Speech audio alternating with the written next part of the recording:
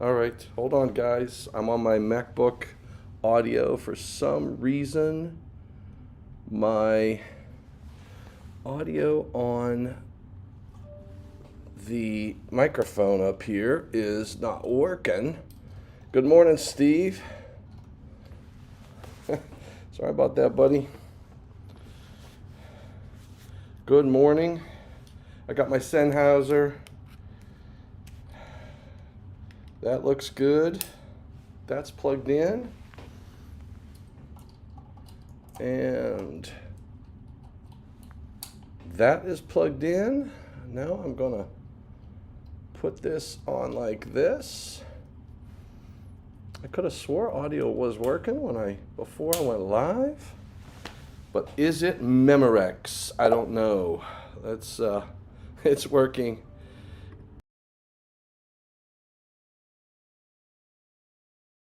All right, well, we got our MacBook Pro audio, so that's all we need. And I've got to figure out why it's happening, but thank you, Steve. All right, so the audio is still bugging the crap out of me. All right, this is so you got Monday. Monday was the first day last week, so you got 5 days, 6, 7. This is day 8 of 151 of the hostage crisis here, and we're doing okay. We're doing all right. Oh yeah. All right, so we're doing okay. I wish I knew why my Sennheiser is not working. All right. Anyway.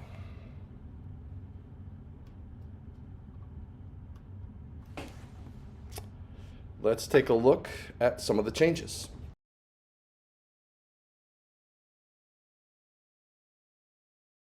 All right, I'm stuck on MacBook Pro. I'm stuck on MacBook because MacBook's stuck on me. All right, so let's take a look. Glasses. I need my glasses. All right, let's talk about this now. Let's look at what I'm going to do is go to, I'm already on full screen. I got to go to www.nfpa.org/70next. And I'm going to move some stuff around here. All right, without killing my feed. And I got, let's see if I can do this. Let me see if me and iPad work. Double click to pick a camera source. Video source. I'm there. I'll tell you what, Steve, I've been going live for how many days now? And never had a problem. But now I got a problem. And I don't know what it is, what it was, or what it shall be. There we go. I'm going to take that off. Taking this out of the picture. What is this white cord going to? This white cord is going to nothing, and this white cord was supposed to go right here. See, I had this all set up, and then I heard the music going, and I was like, uh-oh, do-do-do-do-do. I know, I gotta get ready. All right, here we go. Now, this will work. And now it's not working. Me and iPad aren't getting along. There it is. See, I told you it would come eventually. It just takes time, that's all. It's like a fine wine. It's like a fine wine. So when you go to the NFPA panel. Now, I have access to this because I'm on a code panel, but I'm going to view public comments. So I'm viewing public comments, and they seem to be, this all seems to be working.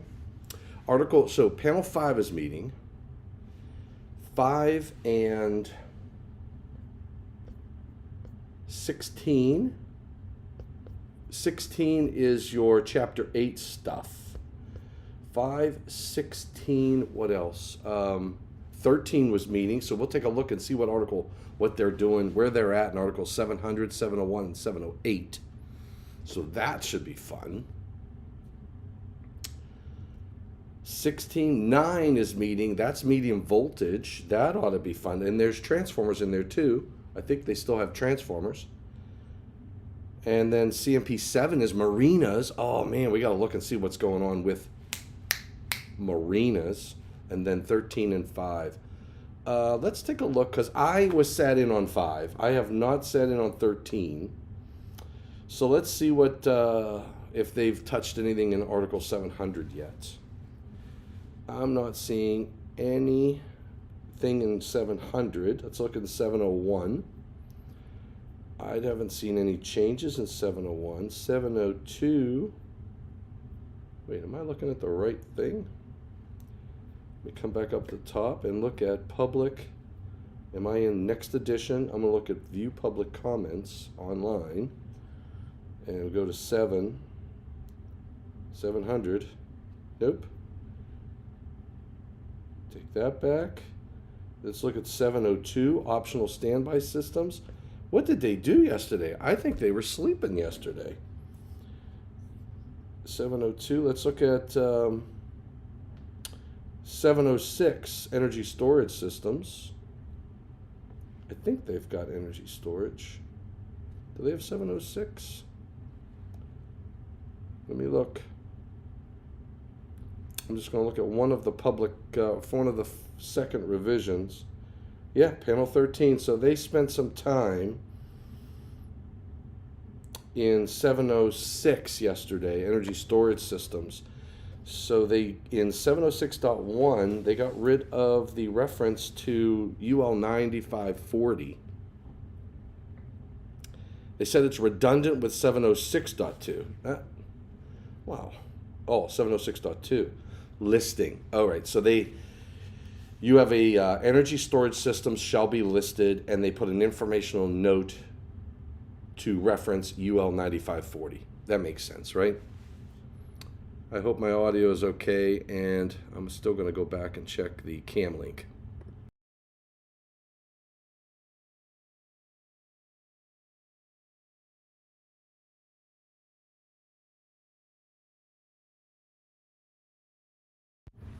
Not sure why I don't have, I don't know why I'm not getting audio over this. And it is on. And all that looks good. I hope that I did not break it. I'm hoping I didn't break my microphone. Anyway. All right, let's take a look. 706.5, qualified persons. So they added, I believe this whole section is new. Yeah, 706.5. Remember, 706 is energy storage systems. And 706.5 is now going to introduce a requirement for the installation and servicing of energy storage system equipment and all associated wiring and interconnections shall be performed by qualified persons. And that's big. Oh, they're just restoring the text that was removed from the 2023 edition during the first draft meeting. So apparently, and there were 2 public comments that were put in. Let's take a look at the public comments. One was from Mr. Daryl Hill. I know Daryl. He wants to put that back in again. That's IBW. The second one was from Palmer Hickman. So both of these guys wanted to put that back in again, and you know what? They got what they wanted. That's a good thing. That's what it's all about. 706.7, commissioning, and maintenance. They left maintenance in. You recall panel 1. Is it panel 1? Panel 1 removed maintenance from 110. 110, chapter 1, 110 dot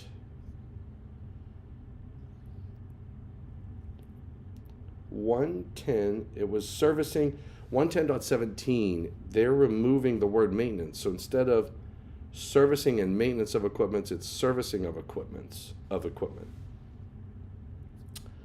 And it looks like these guys left maintenance in, which is fine. Energy storage systems have to be commissioned on installation, and they have to follow manufacturer's instructions. That was what was there before.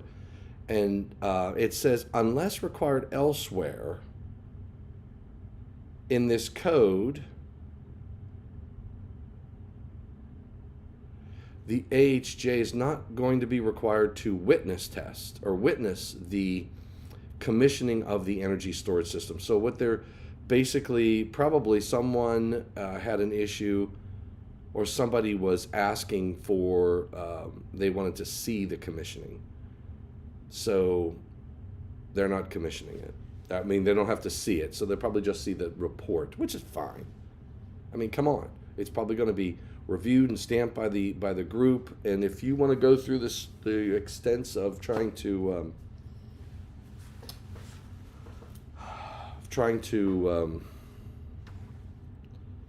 circumvent that, God bless you, right? All right, 6:30, 6:22. All right, I was up at 3:30 this morning. Went to bed early. See, this is the trick. When you come to these meetings, Steve, you got to go early. All right, and that's all they got through in 706. So where else did they spend their time? It wasn't in 700. It wasn't in 7. Let's take a look at chapter 4. Maybe they did generators, 445. What did they do when they ran out of generators? I don't think they did much at all. Oh, wait a second. No, I'll bet you they spent time in Article 130. I forgot. Energy management. So they probably yesterday was an energy management and energy storage day, and not a generator and alternative energy day. And that's probably driven by the task groups that were being worked on. Yeah, early is good. You're right, Steve. Early is good. Yep. Okay, so let's take a look at Article 130 is titled Energy Management Systems, and if they moved it, the article moved from the back of the book because an energy management system is a general. These are general requirements, so they moved it up into Chapter 1. It is now Article 130. This is a part of the reorganization of the National Electrical Code. You're going to start seeing more and more of this reorganization. And what's nice is it's slowly happening. So it happened a little bit last cycle. They moved some things around. It's happening a little bit this cycle. You're seeing Article 120 is now branch circuit, feeder, and service load calculations. That used to be Article 220. You see that light? That they have it on one of those timers or whatever. Energy management here in California. And now in Article 130, they have energy management systems. And the scope is to cover the installation and operation of an energy management system. All right, so the first thing they added was they have the 130.2. These are the listing requirements. And remember, that's a style manual change. The .2s are reserved for all articles for listing requirements. Energy management equipment has to be listed. So that's very broad when they say energy management equipment. They said that energy management equipment that provides the overload control. These are your, remember, you're seeing a move in the code. You're seeing a move, some movement in the NEC to get to a on how we use energy management systems. Good question. Is energy management the same as load management? No, and this is where the difference is.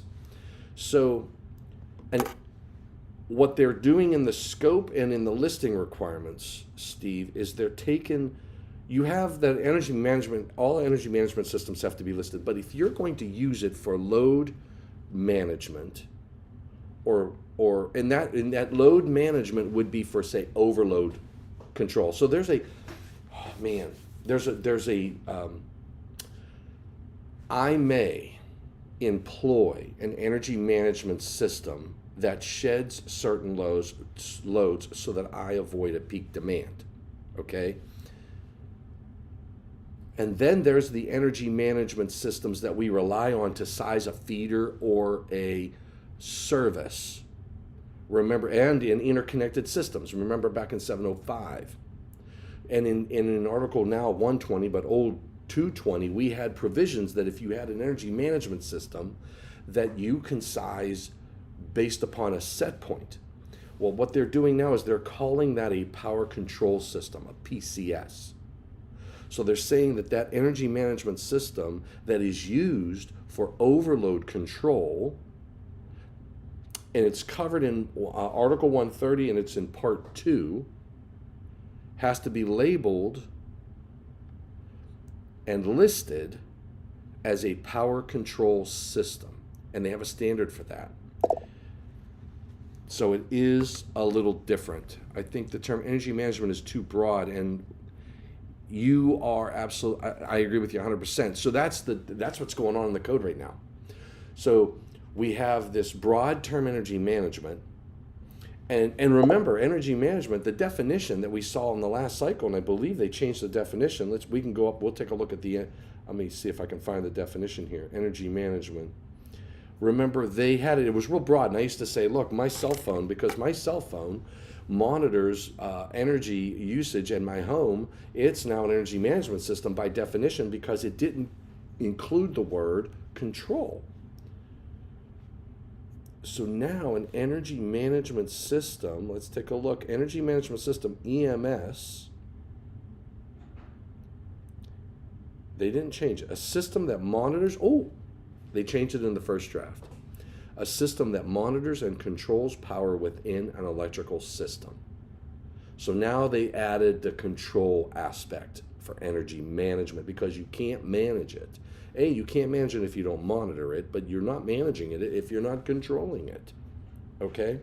So they changed that definition, and there's probably other terms that have been modified, but I'm going to go back to Article 130.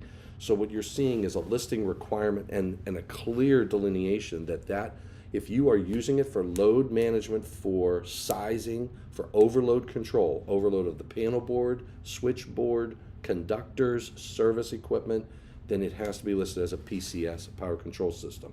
And that is UL 3141. 3141 is titled Power Control Systems. So, and UL 916 is your standard for energy management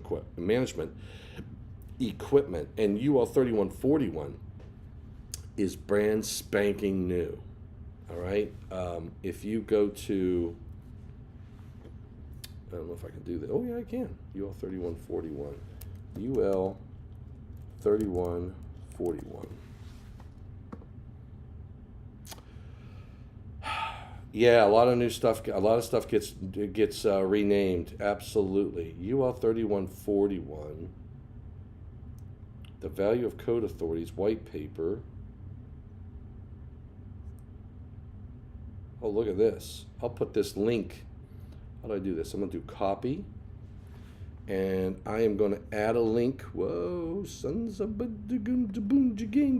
Control V. There it is. I'm putting a link into this document. The value of code authorities, white paper, and power control systems.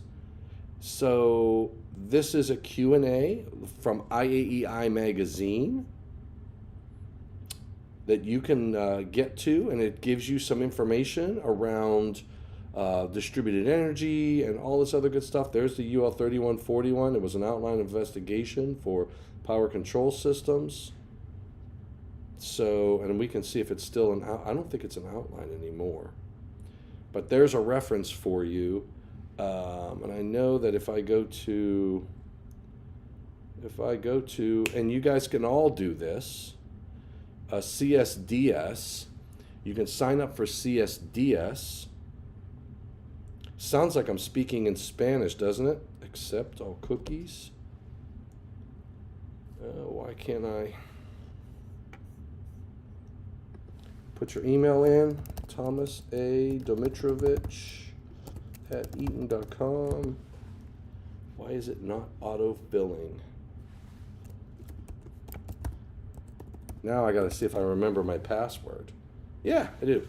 All right, so then you can create a dashboard in CSDS of all the different things, and if you're on any technical committees, like I'm on 1563, TC 60335-2-1000, all that's good stuff, and I put, what was the number? 3141? I just want to make sure.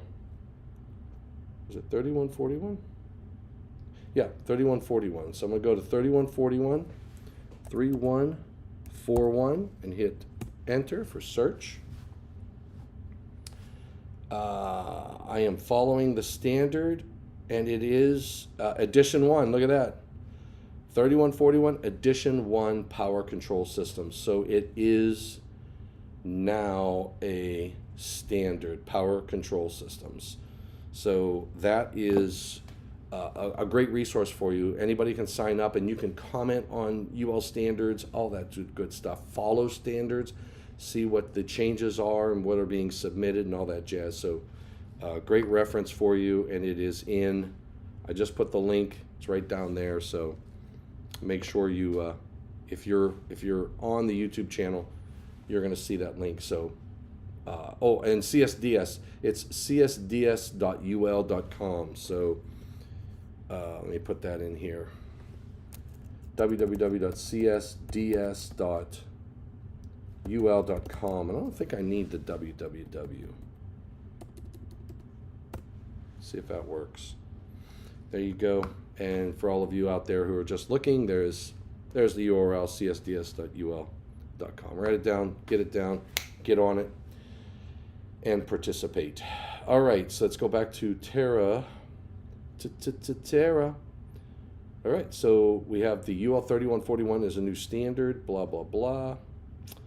Now let's take a look at part 2, is titled Power Control Systems. It used to be EMS for overload control, so they are now have a standard, and they're making that change.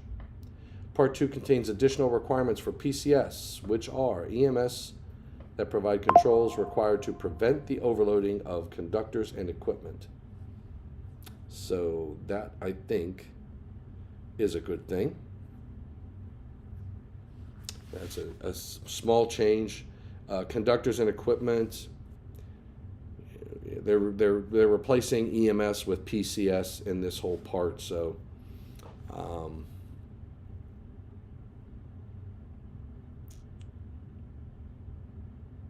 oh, look at this. Malfunction. So in 130.60, conductors and equipment, there's an A, monitoring and controls. There's a B, malfunction.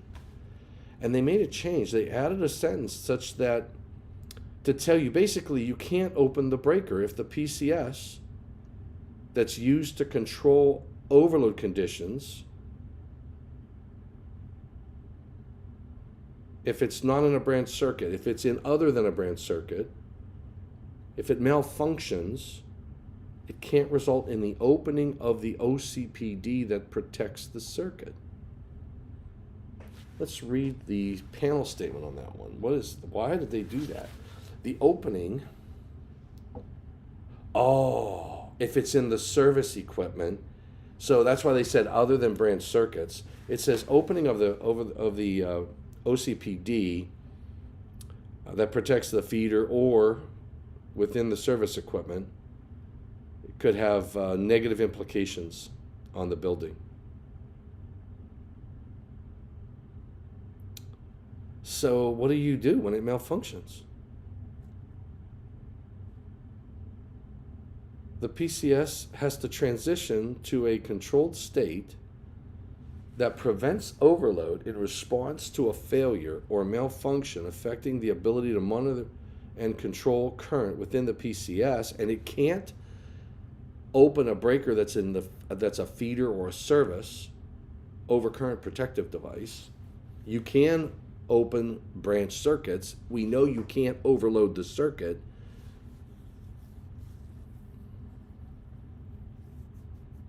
And it says a failure or a malfunction due to a single fault condition is when the control system is not able to achieve and maintain the desired control setting. And it says responses to those malfunctions are addressed in the product listing and associated documentation, but what about a system?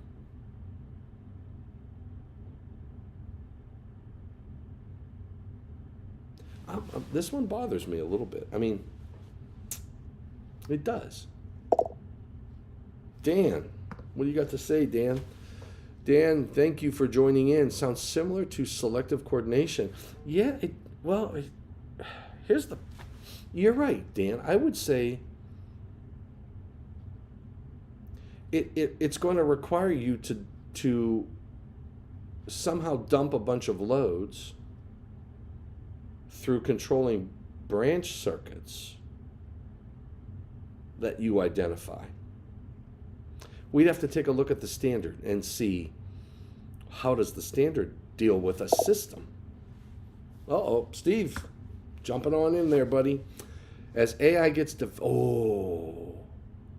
smart devices and large-scale management tools incorporated into previously strictly mechanical devices. Steve, AI. So I was having this discussion. I was just having this discussion with some individuals.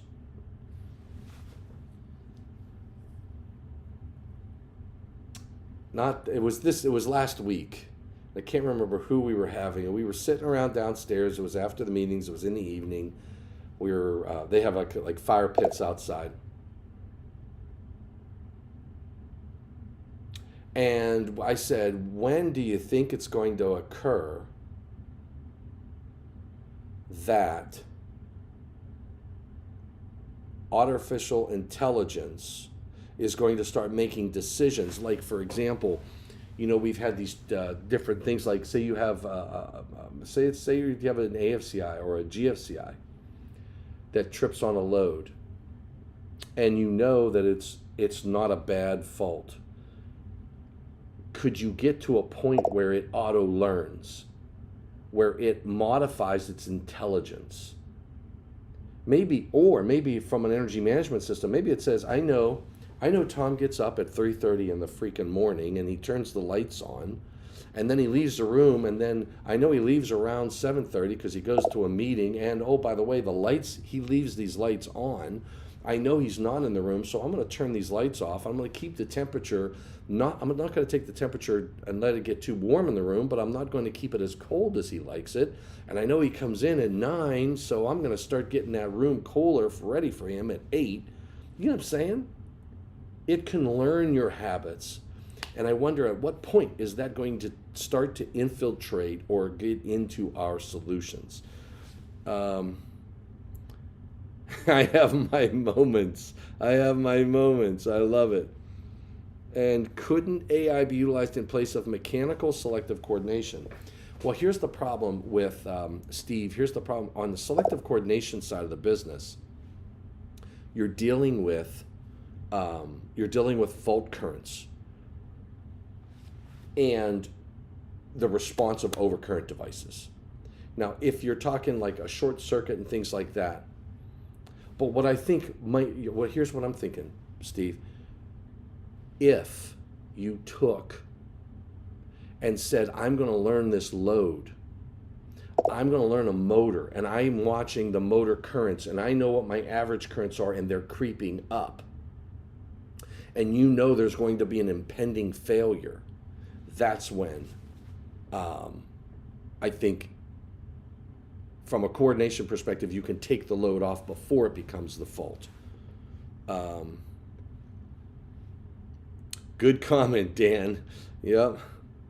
Steve, good comment, Dan. And Dan, I know you have your moments, and you know what I said?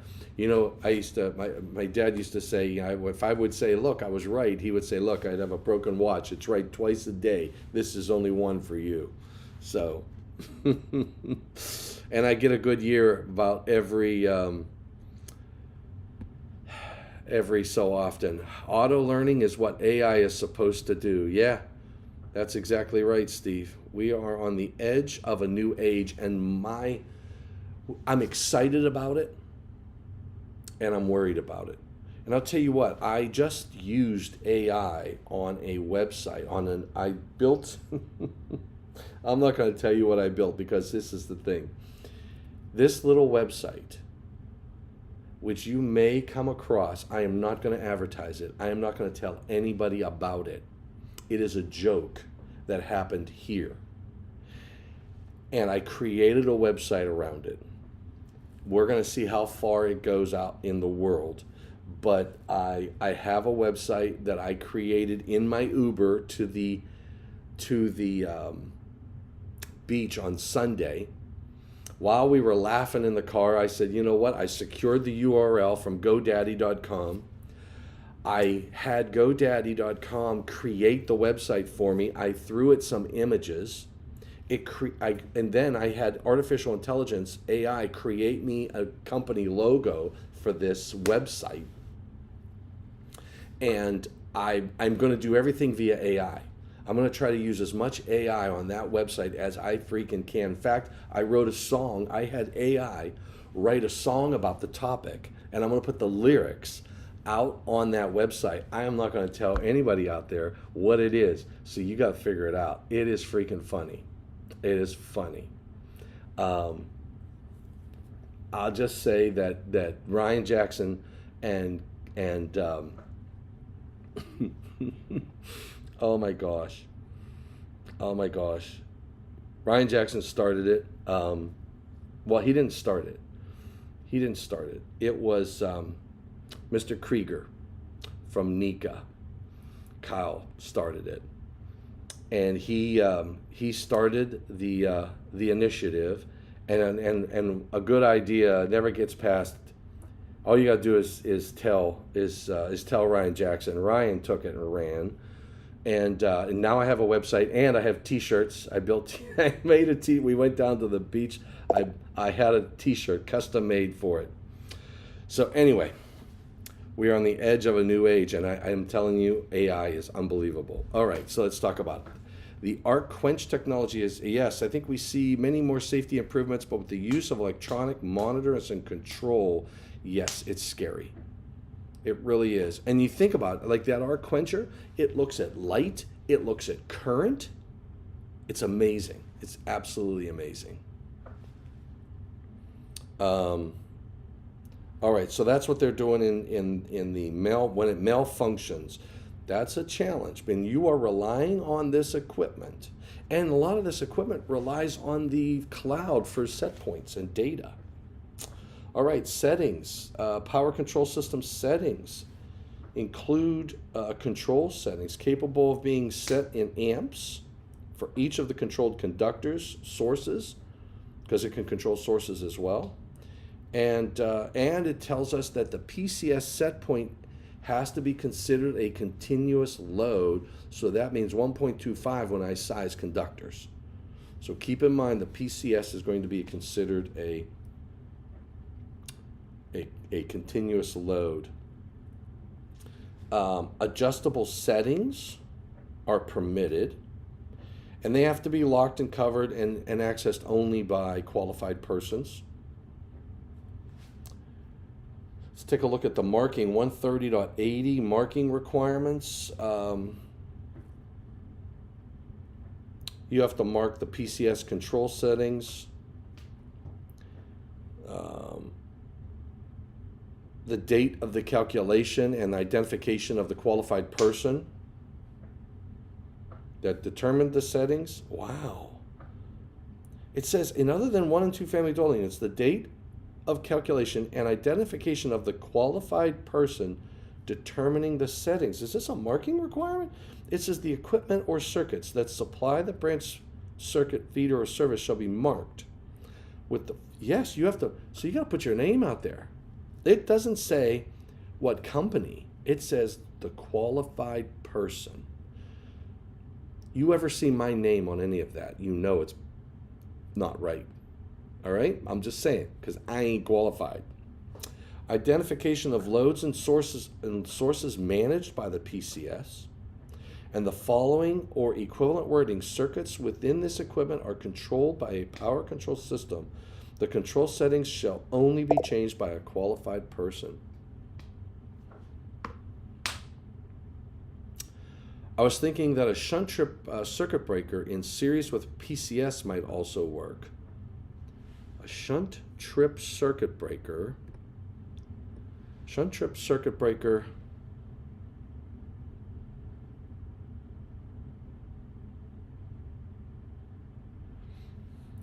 You would be doing the control via, you could be doing the control via a shunt trip breaker, absolutely. I'm not sure if it would be in series with the PCS, because if you turned it off, then you turn off your PCS, but I think I get what you're saying. Maybe controlled by the PCS.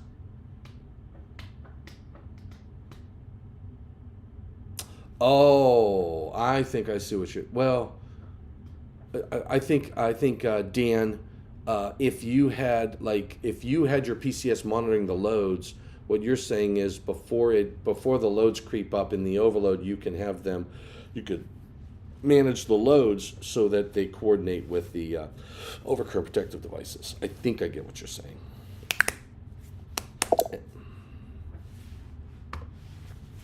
They're really tightening down on accountability with the hope that it improves the quality. Yeah.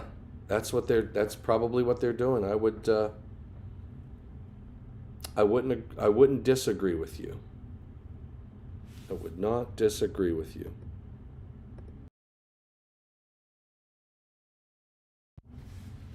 All right. That's it in 130 in a nutshell. 130 is really short.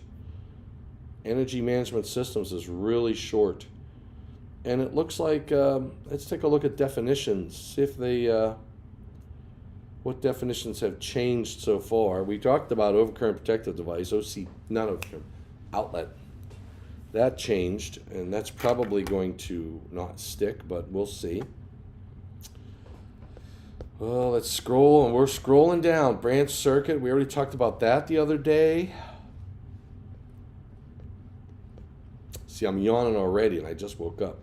Cable tie integral device is being deleted. They've got some changes to cannabis oil post-processing equipment, cannabis oil preparatory equipment, and cannabis oil systems, but some minor change, informational note changes.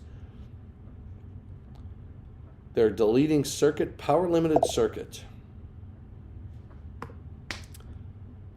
By 2029 revision, there will be many short articles. Yeah, you know what, Dan? That's a very interesting perspective.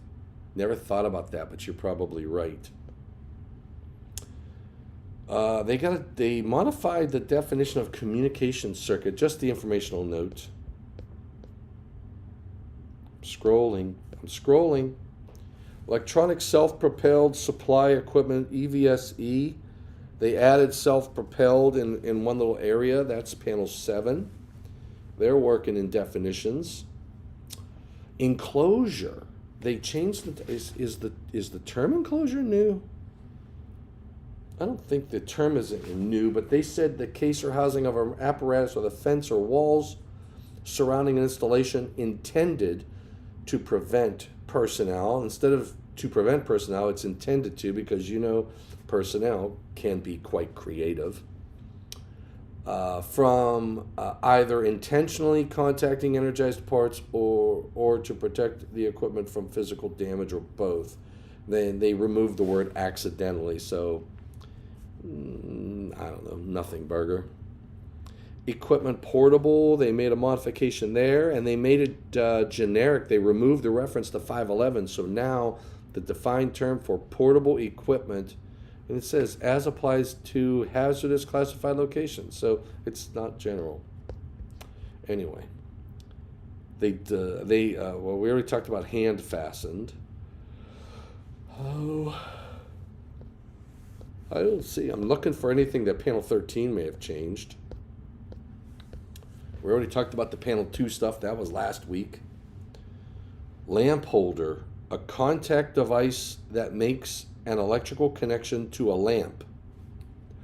A lamp holder is a contact device that makes an electrical connection to a lamp. All right. Oh, here we go. Limited energy system. A limited energy system. Equipment cables, end-to-end systems that either are power restricted or capable of limiting or shutting down the power source to prevent deviations from normal operating limits to mitigate hazards related to electric shock and fire. And these are class 2, 3, and 4 and PLFA communication systems. It's a panel 3 change. Panel 3 was busy. Oh, load management. They changed load managements. The process, so they added circuits supplying the load or individual loads instead of set value by adjusting or controlling the individual loads. So now it's set by adjusting or controlling circuits supplying the load or individual loads. Minor tweaking. Luminare. That sounds like a organization. Luminare. They removed a lamp holder itself as not a luminaire. Why did they do that? Could be because they defined it. Remove the last sentence to comply with NEC Style Manual 2.1.2.5. And that was a correlating committee note that said utilization equipment. It said the correlating committee wants panel 18 to review the definition of luminaire and remove the last sentence to comply with the Style Manual 2.1.2.5. The panel could consider adding a definition of lamp holder, which is why they put wow.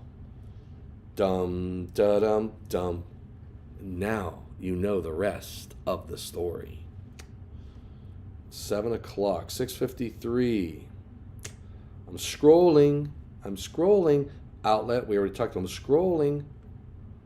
Whoa, what's this? Point of entrance. They made that piece of cake. Definitions: portable, capable of being relocated with or without mechanical assistance to another location for use. And that is a generic term now for portable. Interesting. Here it is, power control systems. They removed the informational note. So it says, my eyes are, oh wait, I can make this bigger. All right, there we go. I don't need these. All right, equipment that monitors and controls power within an electrical system to prevent overload. Instead of an electrical service, it says overload of a service conductor, and they removed feeder, a service conductor, or power distribution equipment. Why would they do that? Why would they remove feeder?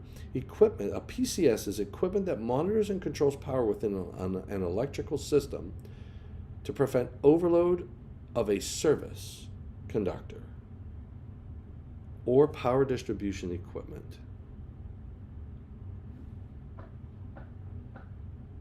Let's take a look at what they said. Why did they do it? Redundant and unnecessary language was removed from the definition to improve clarity. The term feeder was removed because the type of conductor that the PCS can control is not limited to feeders. It's not limited to service conductors either, but they left that in. That doesn't make sense.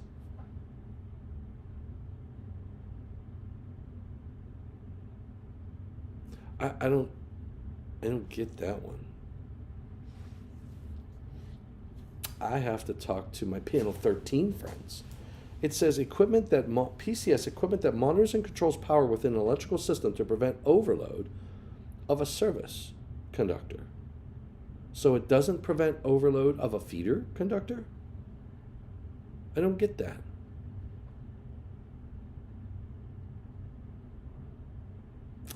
I don't think they're screwed up. PCS multi-source, a type of PCS that's with capability to control power production sources with or without load management. So there's a new term. And there's another new term, single source PCS, a type of PCS with capability for load management only. Load management only. Single source. And then you have multi-source. So they're talking about whether or not you have other sources of power. And then PCS is just a general term. I don't know. I don't like the change that they did to PCS. But that's just me, and it's my opinion. Power supply. All right, what did they do with PV modules? This is panel 4. Environmentally protected, a complete, so they removed the word environmentally protected, a complete unit consisting of solar cells for a PV module. So that makes sense. The definition of qualified person has changed. It used to say one who has skills and knowledge related to the construction and operation of electrical equipment and installations and has received safety training to recognize and avoid the hazards involved.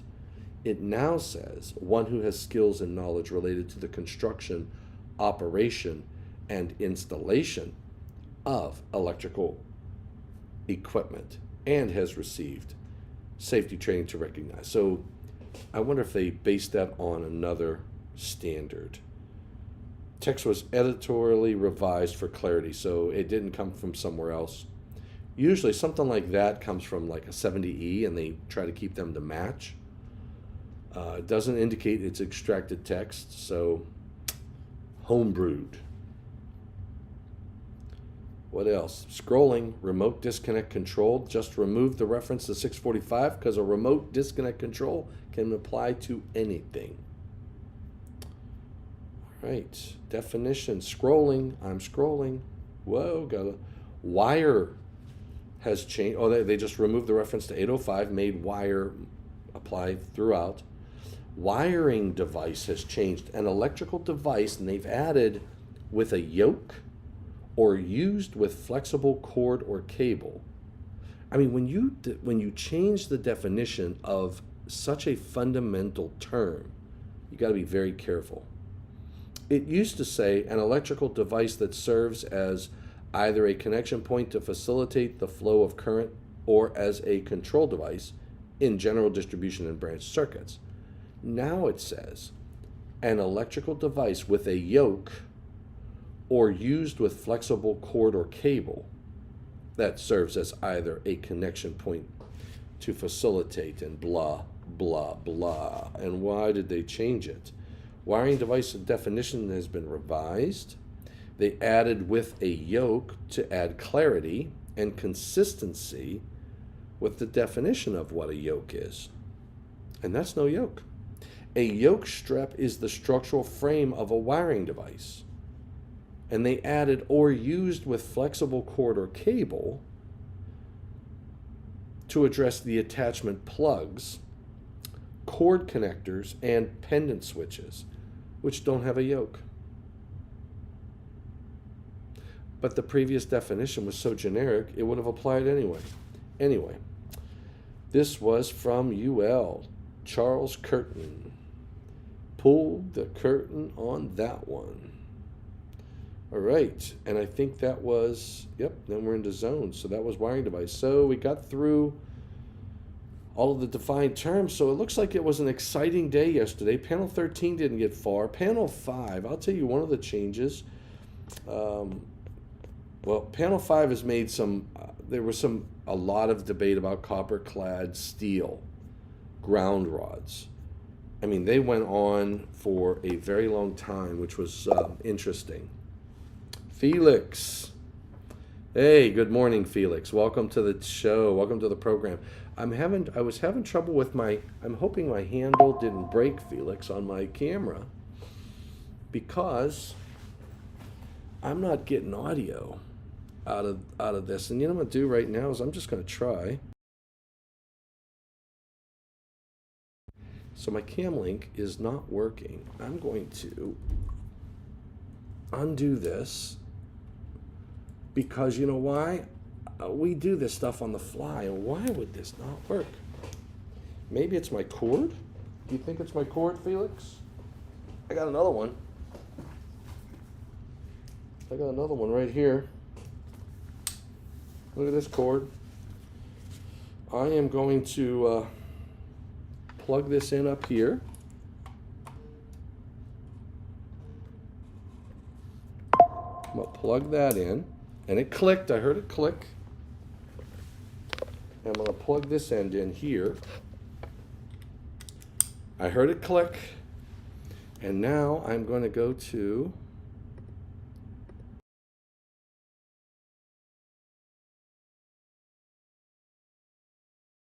all right, so I have spares, yes, but you know what's funny, Felix, is for some reason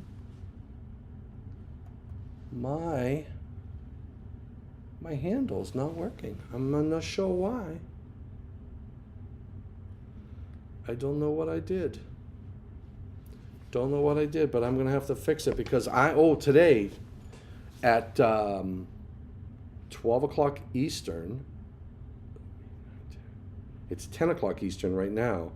I gotta build up my thing. So today at 12 o'clock Eastern, I'm gonna go live with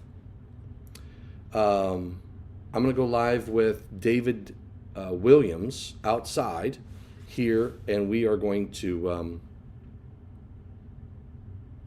we're going to talk about some changes. He's on panel 10 with me, so we're going to talk about changes, code panel changes, and all that jazz.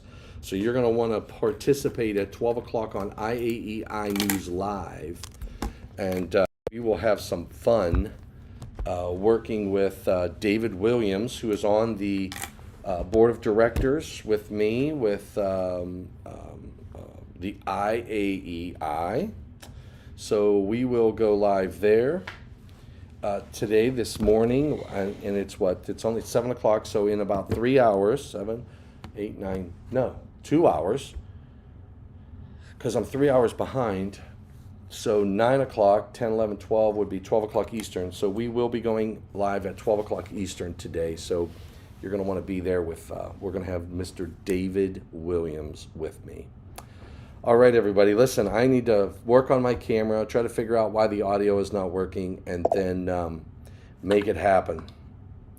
How many hours from now? 2 hours. So it is 7:04. We're going to go live at 9 o'clock. So I'm going to go downstairs, get set up, and we're going to go live at 9. Me and David will find a spot to chat.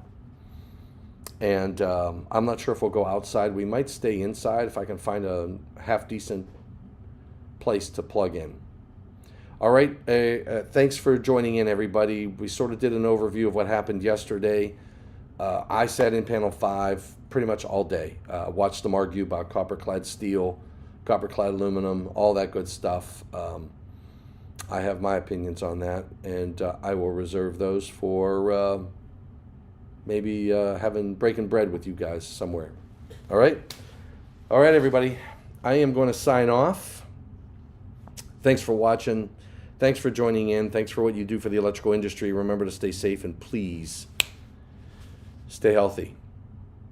See you at 12 o'clock Eastern, IAEI's YouTube channel. Be there. See ya.